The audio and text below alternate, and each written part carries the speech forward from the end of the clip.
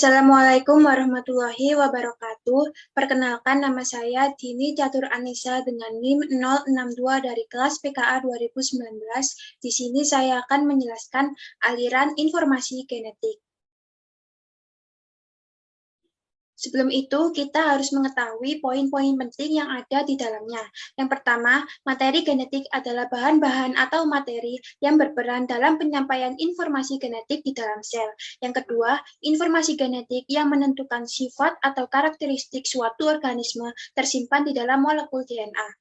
Yang ketiga, molekul DNA disusun atas ribuan gen. Setiap gen merupakan sandi genetik untuk setiap protein yang diproduksi tubuh.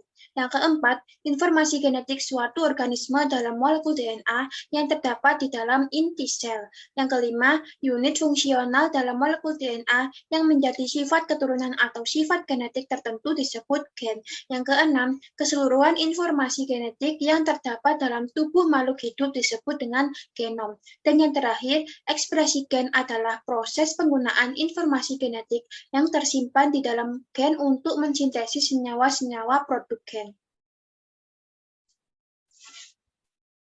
Genetika. Genetika merupakan cabang biologi yang mempelajari pewarisan sifat gen atau disebut dengan ilmu yang mempelajari gen dan segala aspeknya. Informasi genetik disebut dengan genom atau gen. Gen terdiri dari deoksiribonukleik asid atau DNA yang melekat pada suatu protein, polipeptida, atau seuntaian RNA yang memiliki fungsi tertentu bagi organisme yang memilikinya. Ekspresi gen ada dua, yaitu fenotip kualitatif dan fenotip kuantitatif. Untuk fenotip kualitatif, contohnya adalah perbedaan warna kulit, perbedaan bentuk ekor dan sirip ikan, serta perbedaan bentuk sayap burung. Dan untuk fenotip kuantitatif, contohnya adalah panjang atau berat tubuh, yang kedua ada fekunditas, yang ketiga kandungan lemak, dan yang keempat ada persentase daging.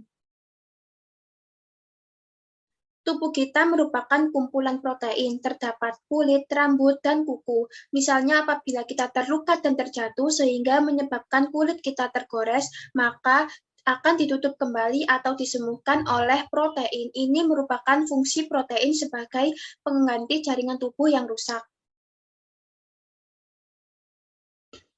Definisi informasi genetik. Informasi genetik yang terdapat pada struktur DNA diturunkan kepada sel anak melalui proses replikasi DNA dan diekspresikan oleh proses transkripsi DNA menjadi RNA yang kemudian dilanjutkan dengan proses translasi di mana RNA dikonversi menjadi protein. Proses replikasi, transkripsi, dan translasi inilah yang disebut dengan konsep dogma sentral biologi. Konsep dogma sentral biologi meliputi replikasi, transkripsi, dan translasi. Setiap orang pasti akan mengalami tiga proses tersebut, karena tidak ada orang yang lahir dengan berat badan 3 kilo sampai tua dan meninggal, maka berat badannya akan tetap 3 kilo. Pasti manusia tersebut akan mengalami pertumbuhan dan perkembangan. Pertumbuhan manusia contohnya adalah volume tubuh, tinggi tubuh, dan berat badan. Untuk perkembangan manusia contohnya adalah peningkatan skill atau kemampuan.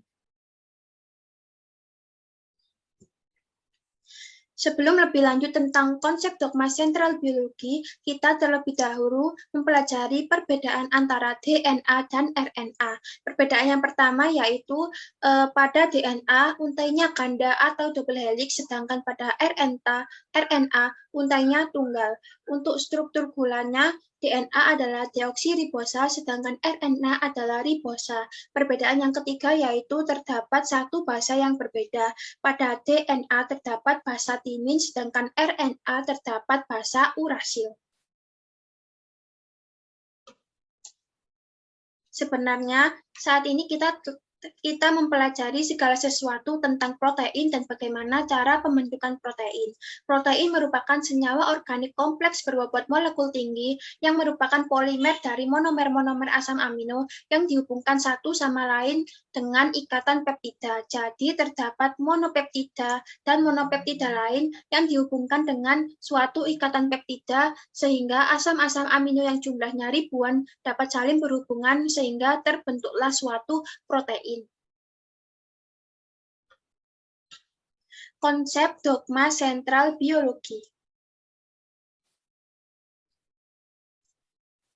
Konsep dogma sentral biologi mengandung 3 inti, yaitu replikasi, transkripsi, dan translasi. Replikasi yaitu membentuk sesuatu yang sama persis dengan dirinya atau memperbanyak diri. Untuk transkripsi dan translasi merupakan proses sintesis protein.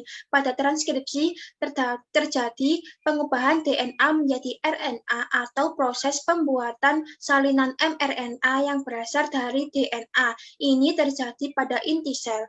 Untuk translasi, yaitu mengubah RNA menjadi protein atau proses penerjemahan mRNA menjadi protein, terjadi pada sitoplasma.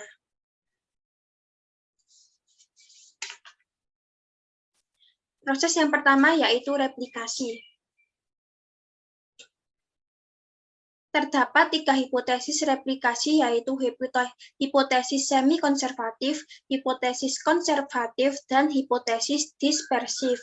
Pada hipotesis semi-konservatif, setiap molekul untai ganda DNA anakan terdiri atas 1 untai tunggal DNA induk dan 1 untai tunggal DNA hasil sintesis yang baru.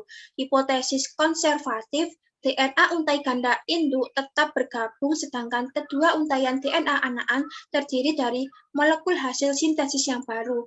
Untuk hipotesis dispersif, yaitu molekul DNA induk mengalami fragmentasi sehingga DNA anakan terdiri atas campuran molekul induk dan molekul hasil sintesis yang baru. Dari ketiga hipotesis ini, yang paling dibuktikan kebenarannya adalah cara semi-konservatif, karena model replikasi semi-konservatif memberikan gambaran bahwa untaian DNA induk berperan sebagai cetakan atau template bagi pembentukan untaian DNA yang baru. Tahapan replikasi DNA ada 5. Yang pertama yaitu denaturasi atau pemisahan untaian DNA induk. Yang kedua ada inisiasi atau pengawalan sintesis DNA. Dan yang ketiga ada pemanjangan untaian DNA. Yang keempat ada ligasi fragmen DNA. Dan yang terakhir ada terminasi atau pengakhiran sintesis DNA. Tahapannya yaitu sebagai berikut. Yang pertama, helikase memisahkan ikatan ganda DNA. Pemisahan atau denaturasi dilakukan oleh enzim DNA helikase. Kedua untaian induk menjadi cetakan dalam orientasi 5 ke arah 3, sehingga terdapat 2 untaian DNA cetakan yang orientasinya berlawanan. Garpu replikasi akan membuka secara perlahan. Yang kedua yaitu protein pengikat rantai tunggal menstabilkan rantai tunggal. Yang ketiga, leading strand dibentuk berkelanjutan oleh DNA polimerase. Yang keempat, lagging strand dibentuk sepotong-sepotong. Primase membentuk RNA primer yang akan diperpanjang DNA polimerase untuk membentuk fragmen Okazaki. Sintesis untaian DNA baru yang searah dengan pembukaan garpu replikasi akan dilakukan tanpa terputus atau kontinu, yaitu untaian DNA awal atau leading strand. Sebaliknya, dilakukan tahap demi tahap atau diskontinu, yaitu untaian DNA lambat atau lagging strand. Untuk tahap yang kelima yaitu RNA primer diganti menjadi DNA dan ligase menyambungkan fragmen Okazaki hingga menjadi rantai yang utuh. Fragmen-fragmen DNA hasil replikasi diskontinu atau fragmen Okazaki akan disambung atau ligase dengan enzim DNA ligase. Proses yang kedua yaitu transkripsi.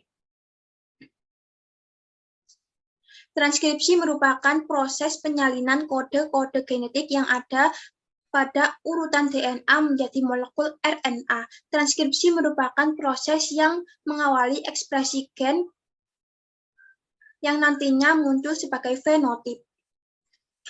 Tahapan transkripsi ada 3, yaitu yang pertama inisiasi, yang kedua elongasi, dan yang ketiga ada terminasi.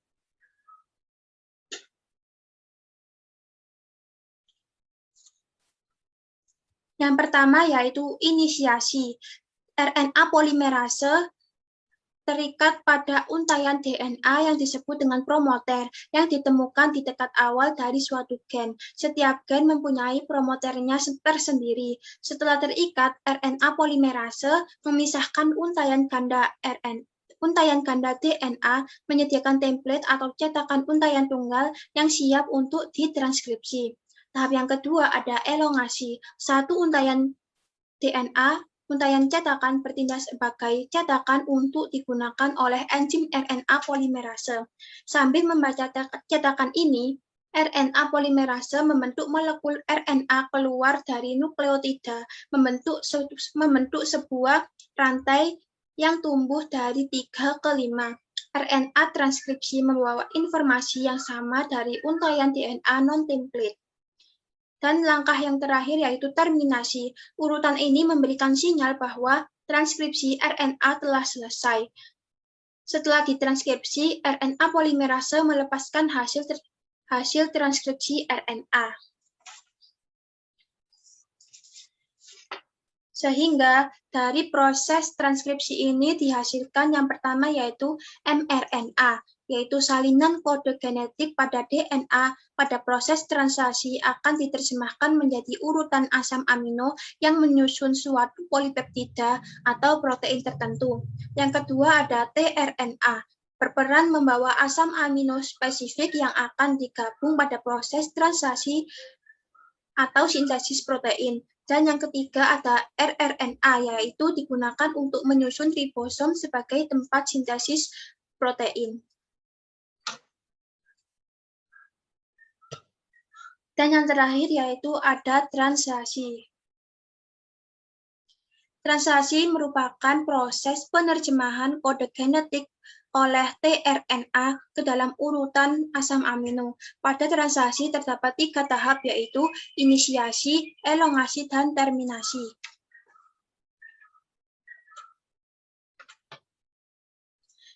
Tahap yang pertama yaitu inisiasi. mRNA yang keluar dari nukleus menuju sitoplasma didatangi oleh ribosom. Kemudian mRNA masuk ke dalam celah ribosom.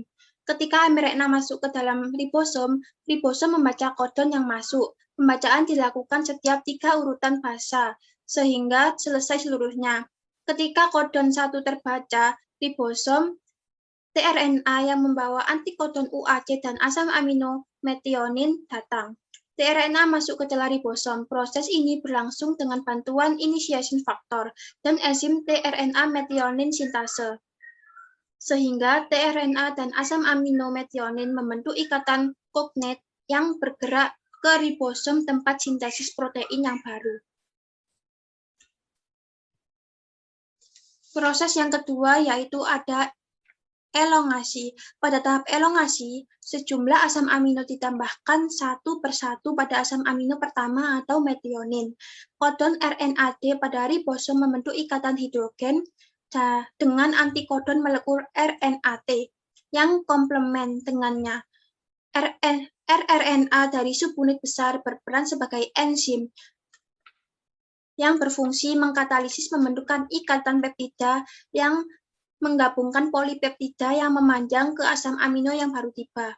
Polipeptida memisahkan diri dari tRNA tempat pelekatan semula.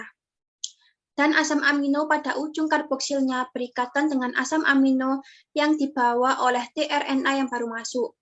Pada proses elongasi ini diperlukan elongation factor kompleks.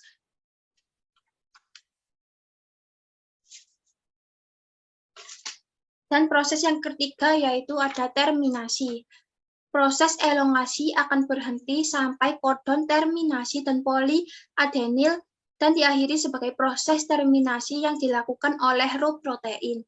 Triplet basa kodon stop adalah UAA, UAG, dan UGA. Kodon stop tidak mengkode suatu asam amino, melainkan bertindak sebagai tanda untuk menghentikan proses translasi dan berakhir pula sintesis protein. Rantai polipeptida lepas dari tRNA dan dibawa keluar ribosom dan dimodifikasi oleh badan Golgi diubah menjadi enzim hormon protein struktural atau organel baru sebagai ekspresi gen. Sekian yang dapat saya sampaikan, kurang lebihnya mohon maaf. Wassalamualaikum warahmatullahi wabarakatuh.